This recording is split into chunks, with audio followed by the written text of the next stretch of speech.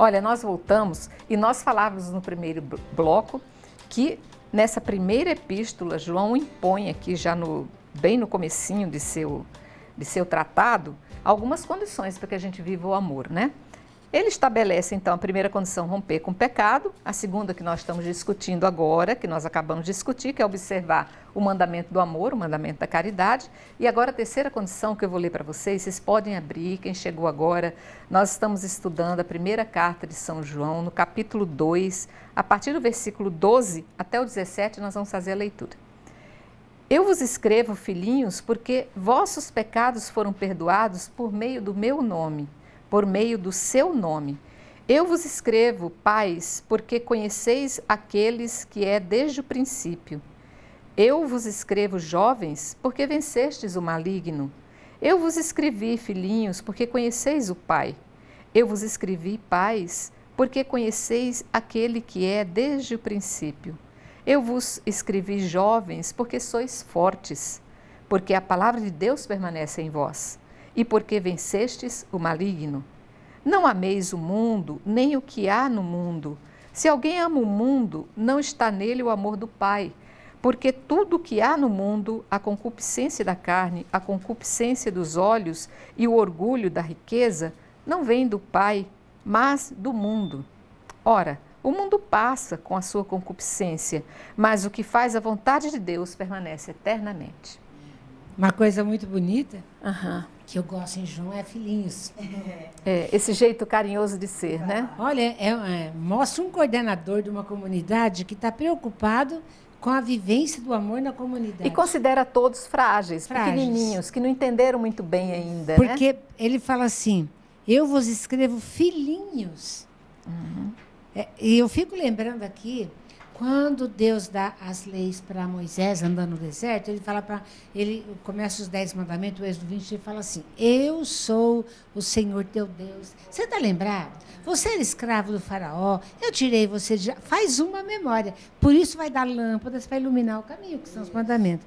Aqui ele fala assim, eu vos escrevo, filhinhos, porque vossos pecados foram perdoados por meio do seu nome.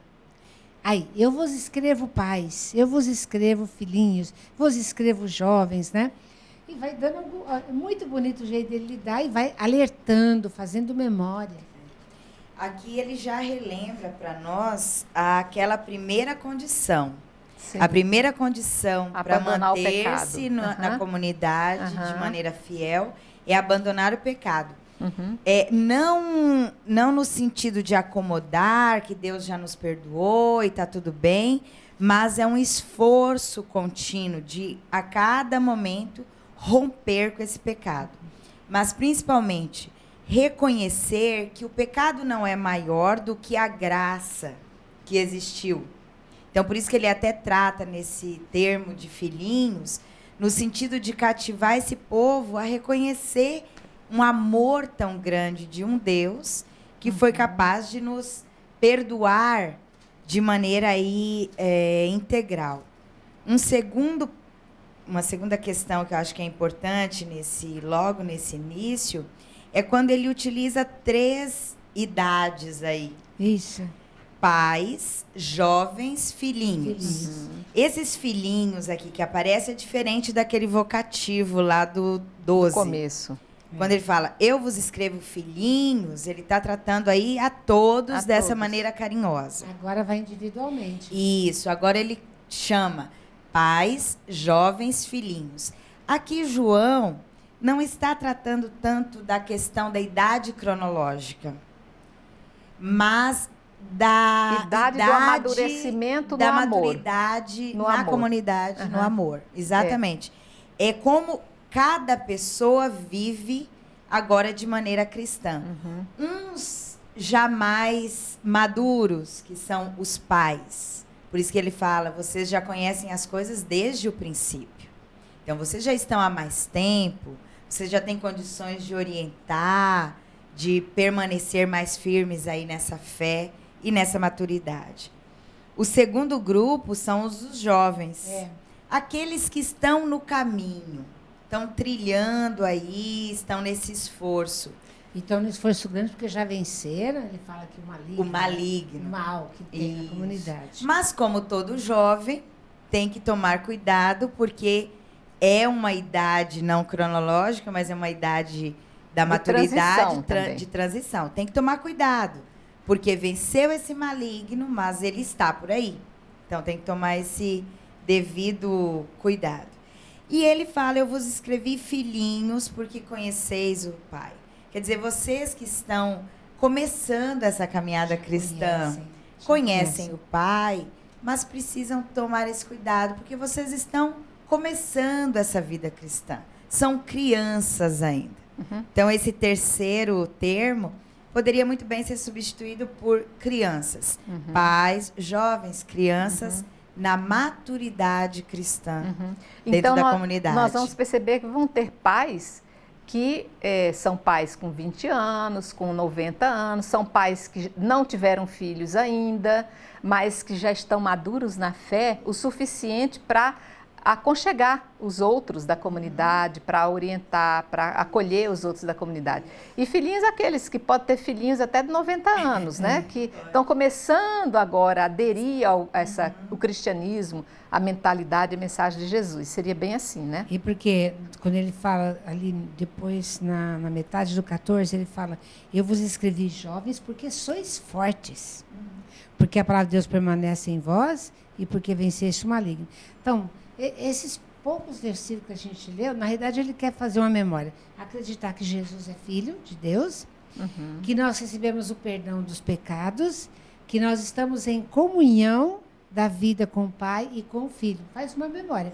E daqui para frente ele vai alertar algumas coisas em relação ao mundo. Mas, principalmente, o carinho com que ele fala para toda a comunidade de filhinhos, depois quando ele fala para os pais, para os jovens, para os filhinhos, né? E ainda ele alimenta, vocês venceram o mundo. Dá o ânimo. Dá o ânimo, né? Isso é muito importante. E olha para a comunidade, para que cada membro da comunidade, ele está em um desses patamares. Ou ele são os pais que já têm uma caminhada cristã, ou ele é um jovem porque está aí nessa luta, nessa busca dessa maturidade, desse equilíbrio, ou ele é um filhinho porque ele está começando a caminhada cristã. Não importa em qual deles eu esteja, é importante dar importância à diversidade que ocorre dentro da comunidade, o respeito que deve ter, o cuidado que uns devem ter pelos outros. E aí fica para nós também um questionamento. Dentro da nossa caminhada cristã, olhando esses trechos aqui de João, em qual deles eu me encaixo? Eu estou nesses pais, nesses jovens ou nesses filhinhos da fé? E em qualquer um que eu esteja, o cuidado que nós devemos ter uns para com os outros. Por isso que você falava lá no primeiro bloco. O cuidado que João tem por essas comunidades que estão vivendo essa fé. E que estão sob sua guarda, né? Isso, que ele se sente como o pai, o ancião, aquele que realmente vai gerenciar a vida dessa comunidade, né? E é muito importante o que ele vem falando, porque a gente vai lembrar o que está acontecendo no final do século, né? Com o Império Romano em cima, o mesmo poder religioso político que matou Jesus continua matando. Tanto é que não tem mais discípulo nenhum, não tem mais nenhuma testemunha para eles se ampararem, mas alguém tem que alertar. É por isso que João está alertando. Aí ele começa falando do mundo, que o mundo é o inimigo que eles têm que vencer, né? O que esse mundo da época traz para eles? O mundo traz tantos outros prazeres que não é o de viver em comunidade. E por isso ele vai falando para eles. Não ameis o mundo nem o que há no mundo. Se alguém ama o mundo, não está nele o amor do Pai. Logo no prólogo, também no capítulo, versículo 10, vai falar que Jesus era a luz do mundo, ele veio para o mundo, mas o mundo não o reconheceu. Né? Se para nós é difícil hoje, você imagina na época que João está escrevendo, as dificuldades que tem para você ser luz do mundo. Aqui, João está dizendo assim, para o cristão, não tem como ele não viver no mundo. Qualquer um de nós está envolvido com essas questões, com esse sistema. Mas eu não posso amar as coisas do mundo, ou seja, eu não posso compactuar, servir. Isso é o amar o mundo. É deixar o amor de Deus para buscar o amor do mundo. Esse amor, que, como a Melinha colocou, é um amor que nos afasta da luz, que nos afasta da verdade. Por isso nos leva aí à concupiscência da carne, que é o desejo. Concupiscência está aqui no sentido de desejo.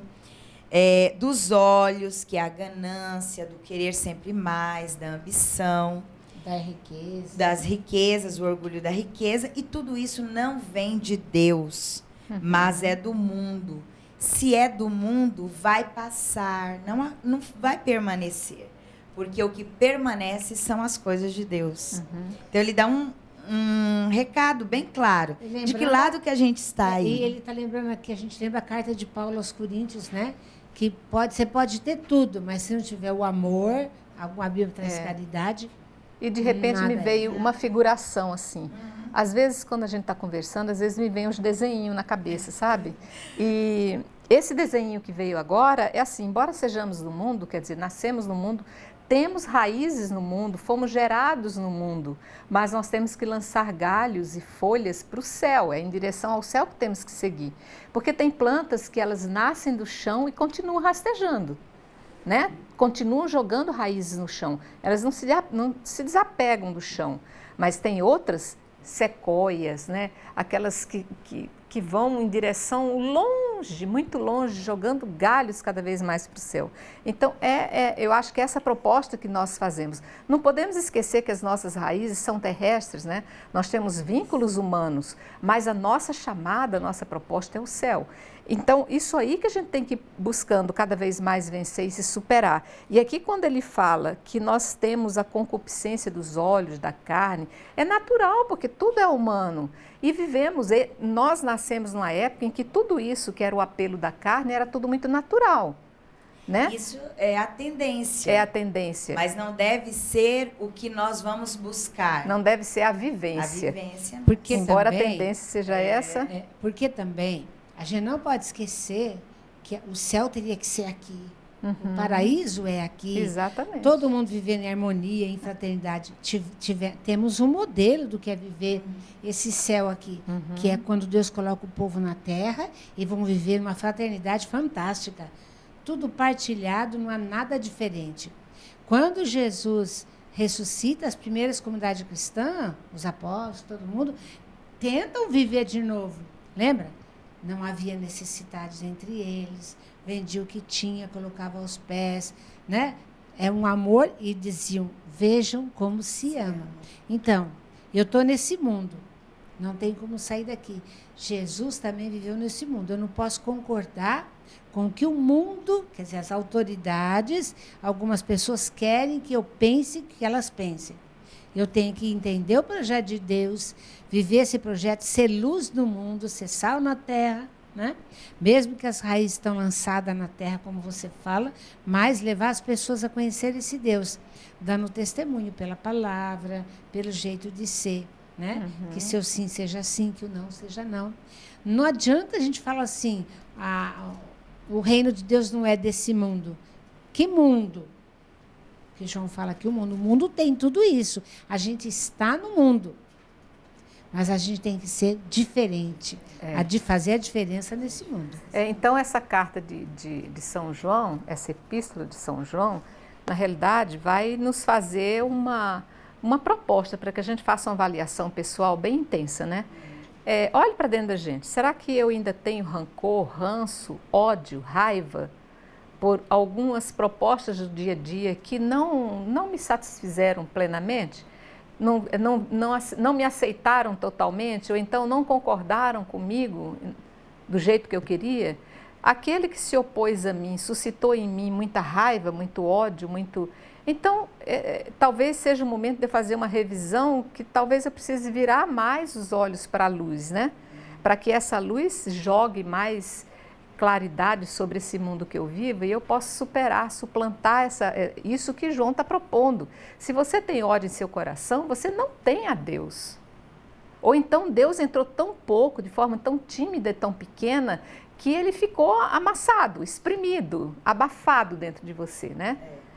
E esse sentimento de ódio, de trevas, é um sentimento e atitudes totalmente contrárias ao projeto de Deus, que já nos ofereceu todas as oportunidades para não viver assim. Isso. O rompimento com esse pecado, Jesus que é essa luz, só que nós precisamos querer isso.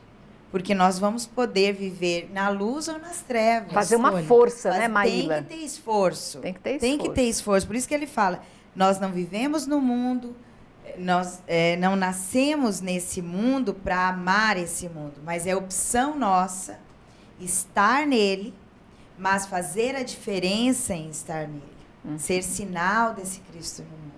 Aí, realmente, essa avaliação feita por essa epístola vai ter sentido não só para aquele povo de lá, mas para mim que estou vivendo aqui hoje, para a gente. Esse é o objetivo do nosso estudo, você entender a palavra de Deus, por que ele está escrevendo, o que está acontecendo, as pistas que ele dá, as luzes que ele dá para a bem-vivência na comunidade, e olhar para a nossa vida, para a nossa comunidade.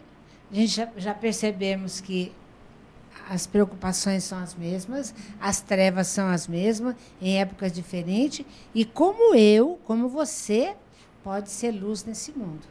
Viver o projeto de Jesus. Né? Viver o que Jesus fez. Quando não tinha comida, ele deu. Ele amou até o fim, se entregou totalmente pelo plano de Deus. Né? E a gente tem que fazer isso também. De repente eu vi uma outra figurinha na minha cabeça. Eu falava das plantas rasteiras, né? As plantas rasteiras que nasceram com as raízes e não quiseram se erguer. Aí a gente pensa, mas no plano de Deus para a criação, essas plantinhas rasteiras é porque elas iam gerar frutos muito grandes, tipo melancia, abóbora, e elas não iam ter força de se erguer, por isso que elas já estão no chão. Mas de repente eu me lembrei, e a jaca? É uma árvore enorme, dá cada fruto imenso, e nem por isso teve medo de se erguer, né? Nem por isso teve medo de se erguer. Então, nós precisamos ter essa coragem, né? De sabendo que eu sou da terra, sabendo que eu vim da terra, sou gerada na terra, mas eu tenho que buscar sempre a luz, né? Cidadãos do céu. Do céu. Quando ele fala assim, ora, o mundo passa com a sua concupiscência, mas o que faz a vontade de Deus permanece eternamente. Nós também vamos passar. Verdade. Aqui, né?